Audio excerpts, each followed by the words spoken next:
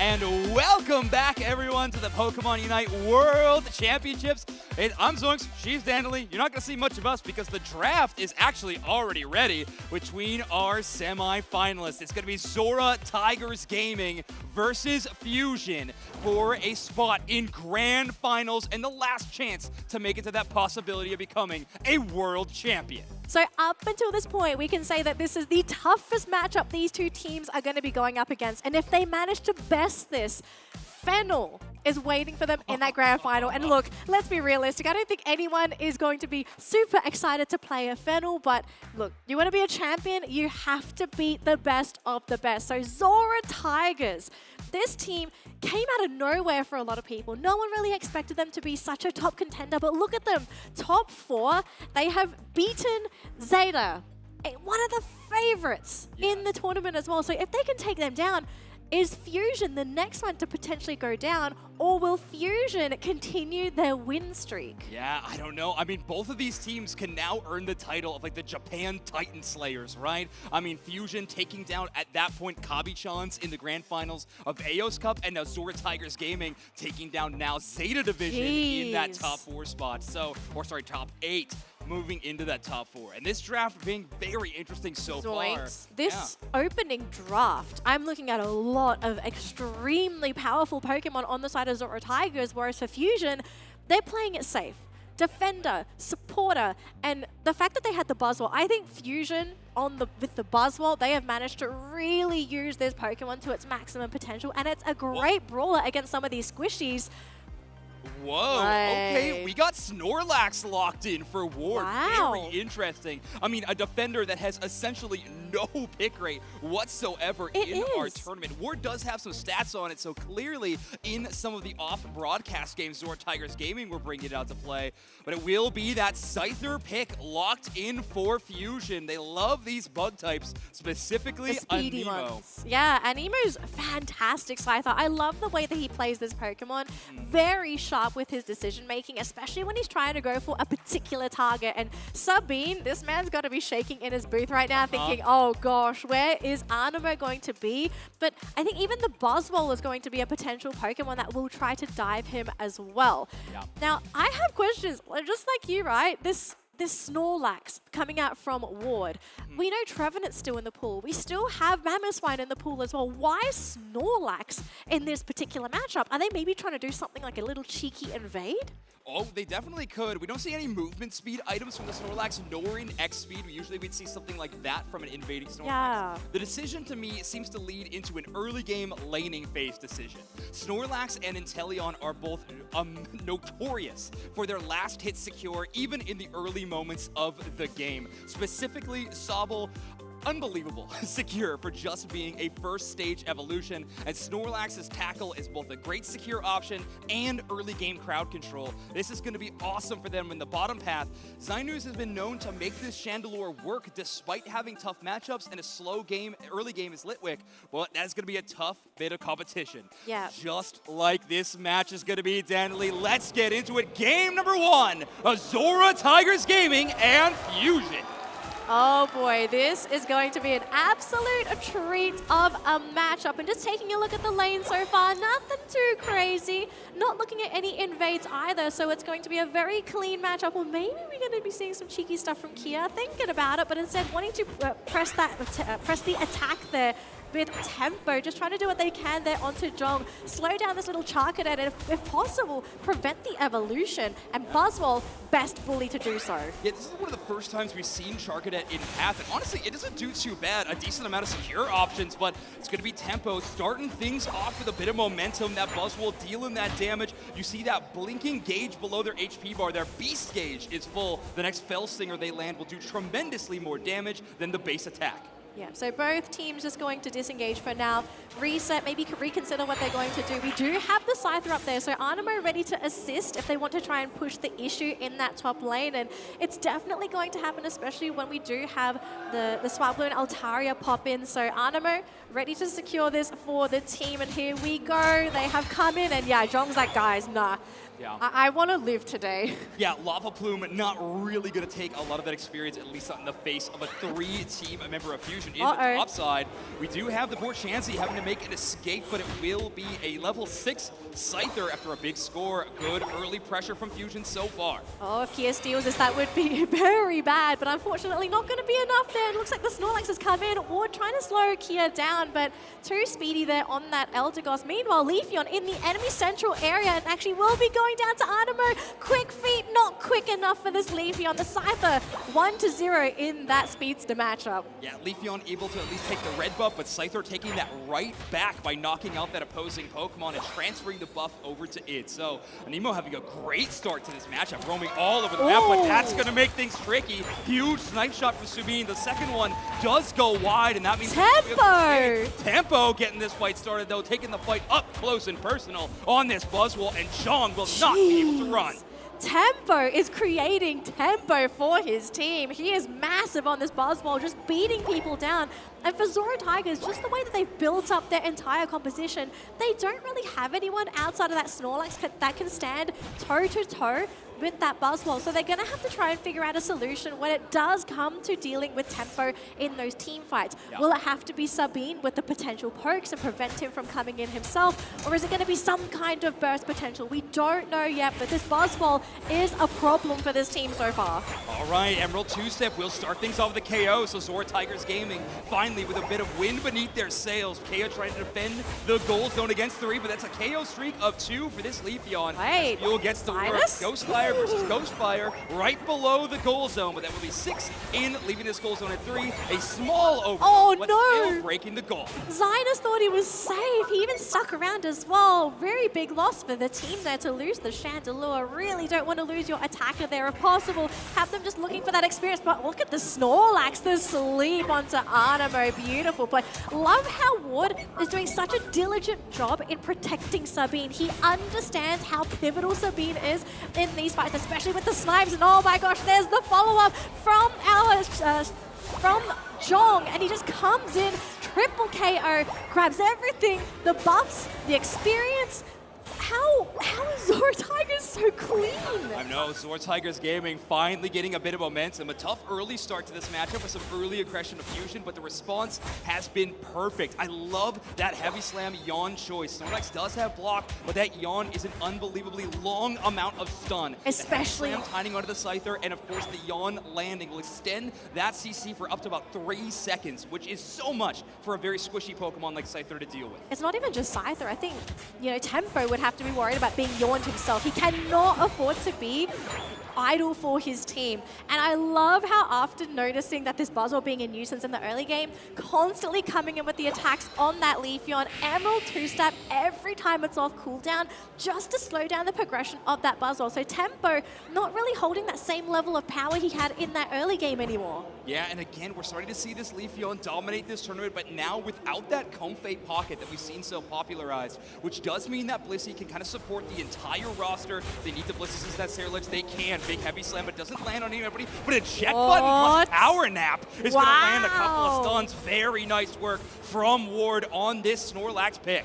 Fusion, though, very lucky not to lose any Pokemon in their central area, so they managed to retreat, and because they know some Unites are on cooldown, maybe thinking to themselves, maybe we try and make a play happen here, especially with the Reggies coming into play very soon. Yeah, Fusion want a foothold back in this matchup. Objectives would be a great way to do it, but it looks like they're aiming at a siege on a tier 1 in the top path. Great spot to do so. It only has 1 left on it. You could overdunk by a ton. Ward takes a ton of damage. Buzzwole Unite will get that execute, and Anemo's going to bring the Scyther Unite as well. Green Illusion Dive hits out a few targets, but that's 2 Unite moves from XoraTigersGaming to trade the other direction. Leafeon going to chase down Anemo. Razorleaf gets that knockout, and now the fight rages on the other direction.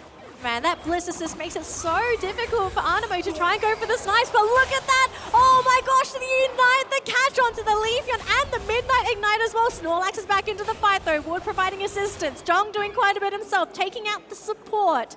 And now both teams trying to find their next opening. And actually, XoraTigers looking to grab the objective themselves. The Snorlax being punted back by Tempo, trying to push him back and lower his health. Chandelure waiting in the wings, trying to go for the burst himself. The Secure is there, and it's going to be, yet again, Jong picking up the Secure on that Regieleki. And now Fusion needs to back up. They cannot afford to lose Pokemon in this attack. Yeah, impressive stuff. I mean, we had Draken looking for some backline targets on this Slowbro, but Ceruledge able to take them out from Jong is just too tough of an opposition to work with in that objective fight. However, a nice rotation by Anemo will net them that Regi, so a healing buff for the whole team, but most importantly, that precious experience they need. And they're actually looking okay on the side of Fusion. 12-12-12 for their damage dealers. Looking pretty solid, but they are playing catch-up to XoraTigersGaming right now. Yeah. Chandelure, though, hitting that level 13, so it might be Zynus to really be that hard carry for the team, just really dish out that damage and really provide assistance for Anemo, because I don't think Anemo has that element of surprise anymore. He can't just go in and try to pop somebody. We've seen time and time again the Blissey on point with the Bliss assists. Of course, yeah, the Bliss assist. It's also a great answer if that early slow beam comes out. It's one of the best ways to make sure that targeted Pokemon is kept up and running in some of these fights. Bliss assistance not only gives you healing shields, it also redirects a lot of the damage to Blissey themselves and absorbs so much of it. It's such a clutch defensive support Unite move. 30 seconds to go on the clock before we have that last 2-minute stretch, and Rayquaza hits that field. But look at how defensively Fusion are positioned. They are so afraid of being picked off and sniped off, and I do not blame them. The poke potential on Sabine, if too many of those snipe shots connect, they're going to take critical amounts of damage, and because you have Eldegoss, you don't have a quick healing support. You can't afford to take big hits like that. Yeah, you can maybe take one, right? You have that Cotton Cloud Crash, which is going to restore all of your HP, but that's such an expensive resource in a situation like that. Fusion with a long rotation around to this top side to control that map, mostly to shut down Mule on this Leafeon. They don't want that free flank into the backline that could be devastating for the Chandelure or the Scyther to have to deal with. Yeah, Mule also playing a really big role for his team because he's also covering Sabine's northern side. So in case anything wants to slip on through, he has the vision for the team, but Fusion, they are playing this extremely patiently. They know they still have 1:30 to go, so what's the game plan for this team? Are they going to slowly poke this Rayquaza? Are they maybe going to try and run into XoraTigers themselves? Because really, XoraTigers, they're not that far away. A little micro cap can tie this game and even push them into the lead. Yeah, I think that's why we saw Anemo join this fight so late. They were hanging out trying to prevent any back caps because of how close this match score is right now. They were about to lose the first minute of the final stretch, and that is where those points are doubled. Snorlax going to finally hit the Rayquaza just a little bit to apply a bit of pressure. That Imprison is going to lock them down, but all eyes are on Tempo at the moment now. He's looking for a big They found Tempo! They're hit by that heavy slam my gosh! That Buzzwole is immediately down. Power Nap into the middle. Ceruledge, Ren clears some space. Surf going to stop and does lock down the Ceruledge, but they don't get the KO. Let's see, healing's going to keep them up for long enough. Draken, Anemo, and KO trying to hold things down, but that is so much to make up for. Ward is going to run, get knocked out with the Leafeon. Will put in a hundo burger. They're going to continue the fight here, though. Draken really wants Sabine, and this Bliss, he's already used that Bliss assist. Anemo's still here. If he can try and get the jump onto Sabine, this could be huge. Going under the support instead, getting rid of the Blissey. The support would be massive, but I don't think they can find them. Tempo is back, has finally come back into this game. Leafeon is out of the picture, and Rayquaza is dropping low. At this point of the game, you would need to have a player not only at Rayquaza, but also at a goal zone. Tempo will secure the Rayquaza on that Buzzwole, but it won't be enough. XoraTigersGaming going to start our series 1-0. XoraTigers coming out of nowhere, on the prowl, looking for the victory. Poor Anemo, so used to seeing this man just go ham on his Scyther, going into the backlines and basically shredding those attackers, but Sabine, the support of that Blissey, every time he got to the back lines, the Bliss assist was there. Yeah, Bliss assist was there. We even saw a nice little heavy slam yawn combo to really start things off with Ward on that Snorlax. So great to see early success on that Pokemon in particular, because it is a pretty wild pick. As good as it looked, trust me folks, we don't see Snorlax this often at all. Bans are going to be locked in. XoraTigersGaming banning the Hoopa and the Charizard. Fusion could be banning Blaziken and Urshifu. One interesting thing to note here, Fusion losing game number 1 means they had choice of side for this game, and they chose second pick to have both last pick and these back-to-back double picks. They clearly have something that they want to bring in that final pick. And if you're XoraTigers, I hope you've covered all of your bases in this upcoming draft, because sometimes all it takes is one unconventional pick to completely break down a team composition. So for XoraTigers, clearly they want to pick up something that they're comfortable with, right? So I think Zhong did a fantastic job on the Cerule Edge. Every opportunity he was given, he took it. Chobo, Eldegoss, this is going to help the laning stage. They love to have that pressure, so but I think the great choice here for Chobo. Sabine back on the Inteleon. I mean, if you keep picking it, you don't have to ban anything. Eldegoss also a great response to how fast Fusion likes to play these team fights. Cotton Spore gives you a little bit of anti-dive variety in your move kit. And there we are. The Cramorant pick for Zinus is interesting, and Anemo is going to lock in this Mimikyu, a Pokemon that is usually phenomenal into speedsters and dive Pokemon. Gyarados and Ceruledge not necessarily fitting that bill, but can still play in similar fashions. It'll be Tempo locking in that Pokemon. And if Fusion is putting their hopes in one player in particular, it's gotta be Tempo. One of the most gifted mechanical players this game has ever seen. And now they are locking in one of my favorite Pokemon in the Mimikyu. I think a lot of people love that Mimikyu pick, but is it enough, right? Even though Mimikyu can be a monster in the laning stage, and even in the mid game as well, when given the opportunity, it can come in and really dish out that damage. I fear that there still might be a little bit too much on the side of XoraTigersGaming. Zhong is going to be playing up on that Gyarados in that top lane, right? So there's a top lane Mimikyu versus Magikarp matchup. If you can slow Zhong's early game, I feel like that's when we could possibly see Tempo take over. But that's an if. Of course, yeah, you could try to delay that Gyarados, but best laid plans and all of that as we head into game number 2. Honolulu, I need you to help me out. Make some noise as we head into our second game of this series. Win or go home. Here we go, folks. Straight into those lanes. And again, nothing too crazy. I'm glad these teams, they're keeping themselves composed, not doing anything too out of the ordinary that they themselves might not be comfortable with. But I do want to see a surprise. I want to see something magical, something that we haven't seen before that can push this game to a game number 3, because if Fusion, if they do the same thing as last game, I fear this could be a 2-0 matchup. I do believe they can do it because we know Fusion, they are an incredibly talented group. Absolutely, and there were so many aspects of their game in that last set that I was so fond of. I mean, even going into that final moments, they had the lead, they were doing great on levels, but the slight misstep around that Rayquaza fight is, of course, disastrous, and that is so tough to deal with, but you clean that up, you could be looking at a 1-1 set, and I know there's a lot of people, but more than anyone, these 5 players on this Fusion roster are begging for that. They are begging for it, and so far both bottom lanes, they're just waiting for all this experience. They just want to make sure that they're going to hit their level timings as quick as possible. We have our central laners in this top lane as well, ready to go to try and get all of this experience. And look at this, actually going straight for the pullback onto the support, so that's going to be some free experience. Zhong and Mill hanging around in that top lane, but there's only so much you can do as that Magikarp, so free scores to start the game here for Fusion. Yeah, great push. I love that choice to jump onto the Gossifleur for a Nemo's Buzzwole. Oftentimes you try to chase down that Magikarp, deny that effort gauge from getting filled up and put on that early aggression, but sometimes taking out the support is a nicer option, and in fact Magikarp can't even do anything after that. So fantastic work playing around Zhong and of course Chobo.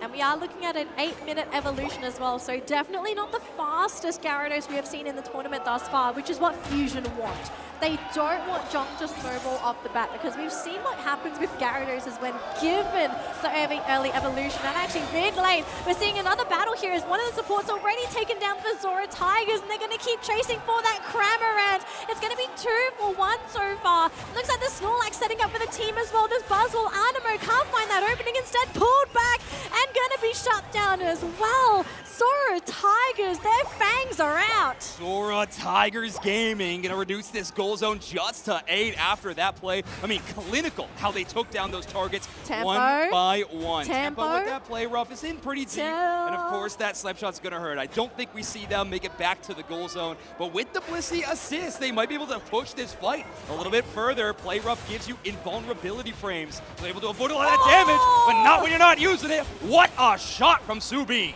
Oh, the snipe shots coming in from Subin. The fact that they're landing. They could have kept the Mimikyu up, but just the threat of this Inteleon, you cannot leave this Pokemon unchecked because it does so much damage, especially with the fact that the snipe shots, the further you are, the more damage it does.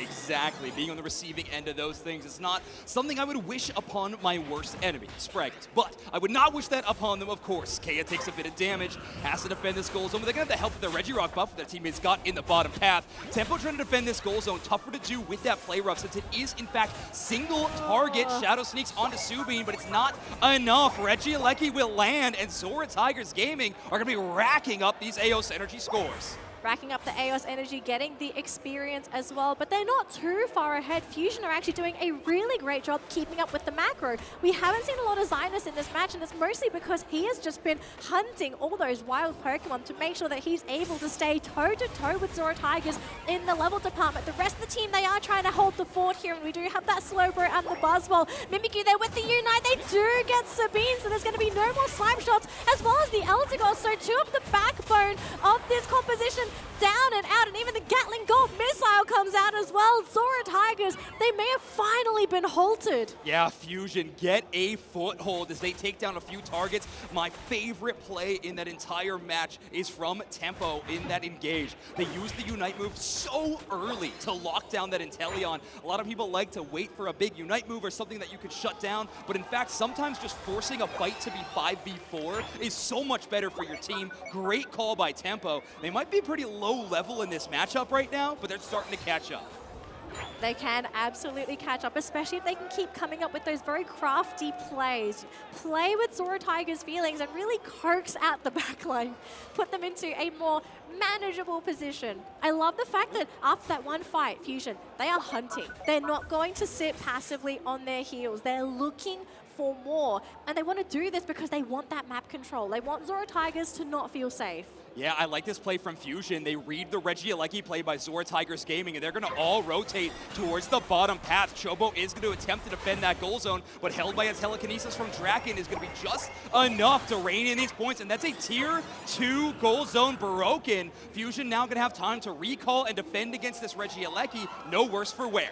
No worse for wear, and this is going to be an issue for XoraTigers in that late game because the home base is now exposed. So not only do they have to manage that top lane, but home base, that being exposed, it's extremely far. It requires a very fast Pokemon to go back home and defend this. Bottom lane, there's tier 1. They really want to break it, XoraTigers, but can they do it? The Gatling Gulpit's there to continue to zone them out. Zinus, his Unite has been so crucial in ensuring XoraTigers can't fight where they want. Yeah, what a credit to Cramorant Unite move that even with a Unite they moving caught Snorlax the Mule! other way, it still hurts. Blitz Assistance is on that Mimikyu, so that damage buff enough to take out the first KO. Play with me onto Ward, and together the team will find the KO on the Snorlax. Yet another falls, and Anemo starts picking up some steam.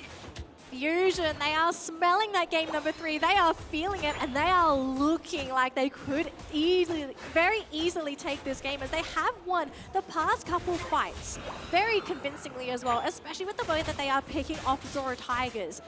Fusion have to keep this up. They have to keep up the aggression. They can't sit on their heels, even though they are looking pretty in their current position, because we know for a fact XoraTigers, they will look for you if they need that experience as well. And they actually managed to catch the Slowbro there with the Yawn. They're going to try and hang around. Unite is used there onto Jong, that Gyarados. He will stick around the Cerulean. They're using the Unite to maybe try and zone again, but the team is here. Slowbro is down, and actually, they're just going to back on out. It's a 1-for-1. That's a lot of resources used just to knock out a Slowbro, and Tempo's going to walk away with 2 KOs, so I don't think XoraTigersGaming is happy with that exchange at all. Fusion hold on to that defense. They do allow that 1 score because of a nice yawn from Ward, but other than that, they hold on. I like that play from Draken, hiding out in that tall grass forever on that Slowbro with the sole purpose of defending that tier number 1. No real Regieleki gamers on the roster of Fusion, as they are going to be giving up on that objective time after time, and instead trying to find value elsewhere. Tough part is, no goal zones on the bottom side to score in, outside of the home, so it's just going to be knocking out wild Pokemon and setting up for this Rayquaza. Yeah. So Jong has gone into that bottom lane just to clean up those last few wild Pokemon, really wants to get that experience, creep closer and closer to that level 13, because we have 20 seconds to go before we hit that final 2-minute stretch. And at the moment, looking pretty spread across the board here for Fusion. We have that Mimikyu guarding that top goal zone, the Slowbro at that bottom goal zone. I don't blame Fusion for being quite defensive here because they have too many open goals to worry about at the moment. And we all saw how that last team fight played out, right? An extremely patient exchange where Backcap could really turn the tide of this entire series. XoraTigersGaming trying to lock in their spot in the grand finals in this final stretch. Fusion trying to keep their tournament dreams alive and force us to a game number 3. Now the question is who makes the move first, because XoraTigers, they are the ones behind, so ideally they want to have the dream initiation. And is it going to come down to Jong? Is he going to have to put on his snorkel and go for that dream Dragons Unite? All right, there's a Shadow Sneak that does land onto Mule. That is Tempo chasing it down. Play Rough is going to get them out of danger. It's a lot of Unite moves, but Jong going to be the first one to strike. Sorry, Mule takes that KO. Mule now putting up 2 as Mimikyu also falls. Gyarados jumps to the back line to try to help defend, but it's Fusion who strikes back. Rayquaza at about half HP. Fusion trying to chase down the remaining members of XoraTigersGaming. Jong needs to find a good place to engage, but there's no one at the moment. Ward yawns that Buzzwole, and Nemo is stuck in that position. Rayquaza extremely low. It's knocked out. It's XoraTigersGaming. Anemo is still there, though, defending. They cannot break a shield. There's 2 Rayquaza shields to none, and XoraTigersGaming needs to take this lead and put in these points. And Kia, the shield is so low. Can they break it? They broke it. They broke the it! shield. They broke the shield. Only 1 score in from the Eldegoss. 100 points. XoraTigersGaming now holds the lead, but we got 40 seconds left, and Fusion streams are still alive. It's still alive, but they have to wait for those 10-second respawn timers. Can they even make it in time to that tier 1 goal zone in the top lane? That's the closest one that they can go to right now. They got the call. There's no backup. All they have is 20 seconds to take someone sneak this into the home base? tournament fate. Mimikyu is moving towards potentially the home base, but it's back to that tier 1. Tempo does land the Shadow Sneak onto Subin all the way in the back. That's the first KO. Ward does block. Heavy Slam blocks up this one. 58 points in the tier 1 from the center ledge. Back the other way. Blitzy puts in 20. 20 more from Tempo. The scoring race is so unbelievably close.